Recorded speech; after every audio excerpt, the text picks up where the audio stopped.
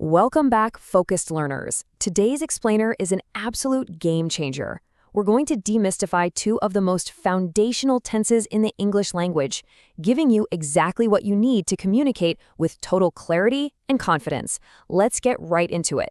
Here is our roadmap for today. First, mastering the present simple.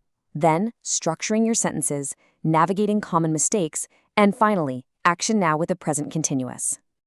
All right, part 1, mastering present simple, the foundation of everyday English. Think of the present simple as your absolute go-to tense for everyday conversation. It's what anchors your speech when you're chatting about your daily routines, your habits, random facts, and personal interests. It is literally the bedrock of communicating in English. What's really fascinating to me here is how this one single tense covers just a massive variety of situations. It covers everything from that cup of coffee you drink every morning to universal scientific facts. Whether it's a simple daily routine like, waking up at 7 o'clock, or an unchanging truth like water boiling at 100 degrees Celsius, the present simple handles it all effortlessly. I like to treat grammar a bit like visual math. Building a positive sentence here is just an easy plug-and-play formula. You take your subject, add your verb in its very first form, and attach your object. So I play football. We watch movies. They study English. It's simple, direct, and super effective. Now, here is the absolutely crucial modification rule you've got to remember for this formula. When your subject is he, she, it, or a singular noun like Ollie, you must, and I mean must, add an S or ES to the verb. So, he doesn't play football, he plays football. Ollie doesn't go to school, Ollie goes to school. Make sense? To really nail this tense down, you can use these fantastic vocabulary words to describe that routine-driven nature of the present simple. Words like habitual, which means a behavior done regularly, and consistent, meaning things that remain steady over time. Using a structured approach to practice words like these, it'll dramatically improve your fluency. Moving right along to part 2, structuring your sentences, navigating negatives and questions. Let's see how we tweak things. So now that we have our foundation, how do we say no? Well, it's actually super simple. To form a negative sentence showing an action doesn't happen, we just slide do not or does not right in between the subject and the verb.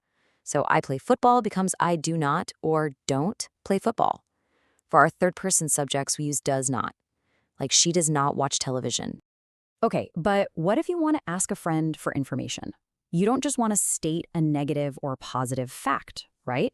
Brilliantly, that visual math formula we talked about just shifts slightly. We just bring do or does right to the very front of the equation.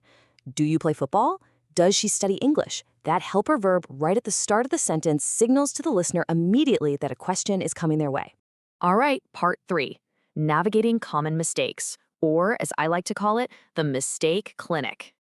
Welcome to the clinic. First up, always remember our math for those third-person subjects. Leaving off that S is such a common oversight. Saying he play football is completely incorrect. We absolutely have to use he plays football. Here's another super frequent pitfall. It's unnecessarily adding the helping verb am to a simple statement of habit.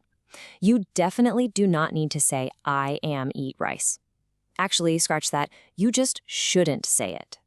The correct, clean way to express this is simply, I eat rice.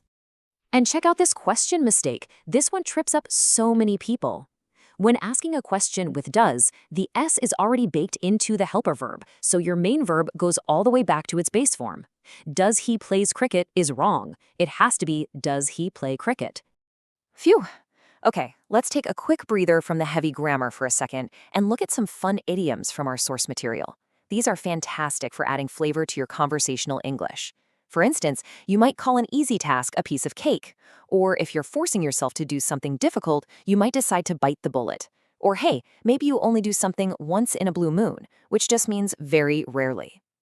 Okay, think about your own daily habits and your current actions right now. Are you just learning English right now at this exact moment? Or do you study it every single day? Master this shift in time, and you truly master the rhythm of the language. Keep practicing, focus learners, and I'll catch you on the next explainer.